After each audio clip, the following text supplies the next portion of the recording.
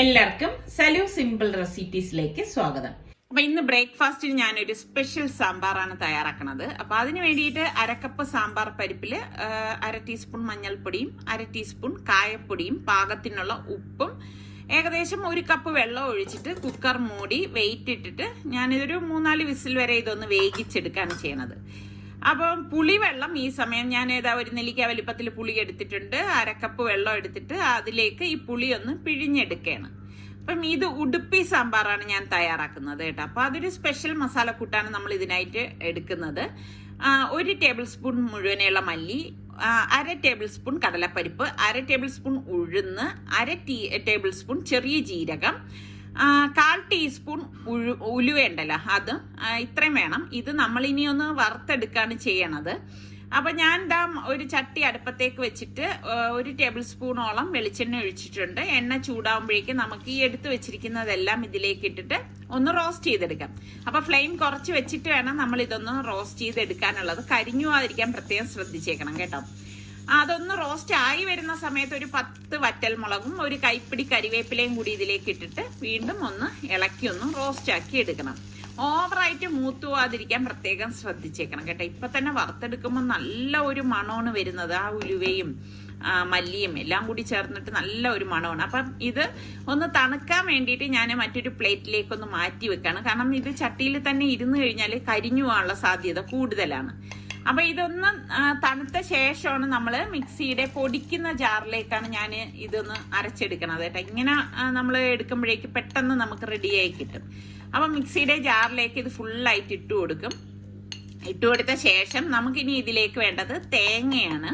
തേങ്ങ ഒരു 3 table spoon മാത്രം മതി, കൂടിപ്പോണ്ട ആവശ്യമില്ല കേട്ടോ. അപ്പൊ ആ 3 ടേബിൾ സ്പൂൺ തേങ്ങയും കൂടി ഇതിലേക്ക് ഇട്ടിട്ട് പിന്നെ ഒരു കളറിന് വേണ്ടിയിട്ടും ചെറുതായിട്ടുള്ള എരിവിന് വേണ്ടിയിട്ട് ഞാൻ കാശ്മീരി ചില്ലിയാണ് 2 ടീസ്പൂൺ ഇട്ട് കൊടുത്തിരിക്കുന്നത്. എന്നിട്ട് ഇതുപോലെ ഒന്ന് അരച്ചെടുക്കും. ഒന്ന് ക്രഷ് ചെയ്ത ശേഷമാണ് ഇതിലേക്ക് പാകത്തിനുള്ള വെള്ളം ഒഴിച്ചിട്ട് നമ്മളിതൊന്ന് അരച്ചെടുക്കുന്നത്.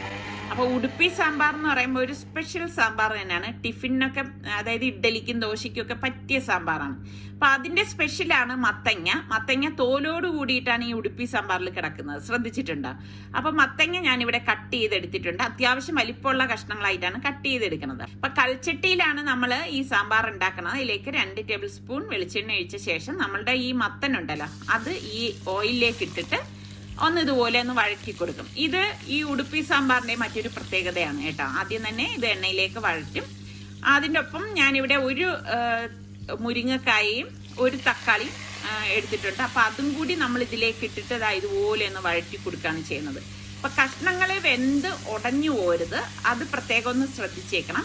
എന്നിട്ട് നമുക്ക് 1/2 ടീസ്പൂണ് മഞ്ഞൾപ്പൊടിയും 1/2 ടീസ്പൂൺ കായപ്പൊടിയും പാകത്തിനുള്ള ഉപ്പും കൂടി ഇതിലേക്ക് ഇട്ടിട്ട് ഇതുപോലെ ഒന്ന് ഇളക്കി കൊടുക്കും. അപ്പൊ ഇതുപോലെ ഒന്ന് ഇളക്കിയ ശേഷം നമുക്ക് ഇതിലേക്ക് പാകത്തിനുള്ള വെള്ളം ഒഴിച്ചു കൊടുക്കണം. അപ്പൊ വെള്ളം ഒഴിച്ചിട്ട് ഇത് കൽച്ചട്ടി ആയതുകൊണ്ട് തന്നെ നമുക്ക് പെട്ടെന്ന് ഇത് റെഡിയായി കിട്ടും കേട്ടോ. നിങ്ങൾ ശ്രദ്ധിച്ചിട്ടുണ്ടോ? മൺചട്ടി കൽച്ചട്ടി ഇതിലൊക്കെ വേഗം റെഡിയായി കിട്ടും. അപ്പൊ മൂടി വെച്ച് നമുക്കിതൊന്ന് തിളപ്പിക്കാം. ഞാൻ പറഞ്ഞതുപോലെ വെന്തുടയേണ്ട ആവശ്യമില്ല. ഇതിപ്പം കഷ്ണങ്ങളൊക്കെ ഇതുപോലെ വെന്ത് വരുന്ന സമയത്ത് നമ്മൾ വേവിച്ച് വെച്ചിരിക്കുന്ന സാമ്പാർ പരിപ്പുണ്ടല്ലോ അത് ഇതിലേക്ക് ഒഴിച്ചു കൊടുക്കാം.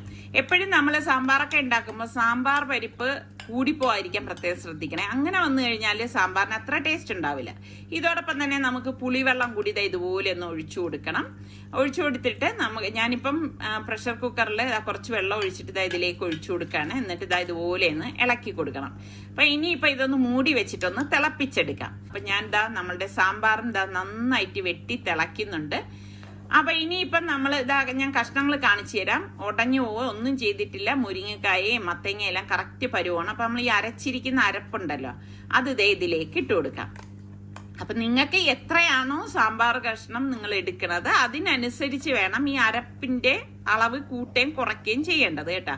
അപ്പൊ ഇത് കറക്റ്റ് അളവാണ് ഞാൻ ഈ പറയുന്നത്. അപ്പൊ ഇതുപോലെ ഒന്ന് ഇളക്കി കൊടുക്കണം. ഇത് അരപ്പ് നമ്മൾ ചേർത്ത് ഇളക്കുമ്പോൾ തന്നെ നല്ല മണം വരുവാണ് കേട്ടോ. അടിപൊളി മണമാണ്. റെസ്റ്റോറൻറ്റിലൊക്കെ കിട്ടുന്ന അതേ മണം കിട്ടുന്നുണ്ട്. ഇതൊന്ന് തിളയ്ക്കുമ്പോഴേക്ക് നമുക്കിനി ഇതിലേക്ക് മെയിനായിട്ട് ചേർത്ത് കൊടുക്കേണ്ടത് ശർക്കരയാണ് കേട്ടോ. ഉടുപ്പി സാമ്പാറിന്റെ പ്രത്യേകതയാണ് ശർക്കര ചേർക്കുക എന്നുള്ളത്. എന്നിട്ട് നന്നായിട്ടൊന്ന് നമുക്കിതൊന്ന് ഇളക്കിയെടുക്കണം.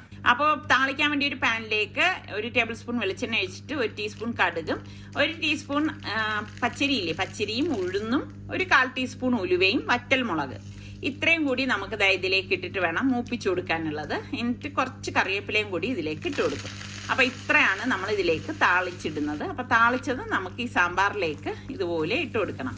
താളിച്ചതും കൂടി ഇടുമ്പം ഇതിൻ്റെ മണം പറയാൻ പറ്റത്തില്ല കേട്ടോ. അപ്പം നിങ്ങൾ ട്രൈ ചെയ്യാത്തവരാണെങ്കിൽ ഈ രീതിയിൽ നിങ്ങൾ ട്രൈ ചെയ്ത് നോക്കിയിട്ട് ഇഷ്ടപ്പെട്ടോ ഇല്ലയോ എന്നുള്ളത് ഫീഡ്ബാക്ക് കൂടി തരണം കേട്ടോ. അപ്പോൾ ഇതാ നമ്മുടെ കഷ്ണങ്ങളൊക്കെ കറക്റ്റ് പരുവത്തിന് വെന്ത് വന്നിട്ടുണ്ട്. അപ്പം ഇതും ഇഡ്ഡലിയും കൂടി അടിപൊളി കോമ്പിനേഷനാണ്.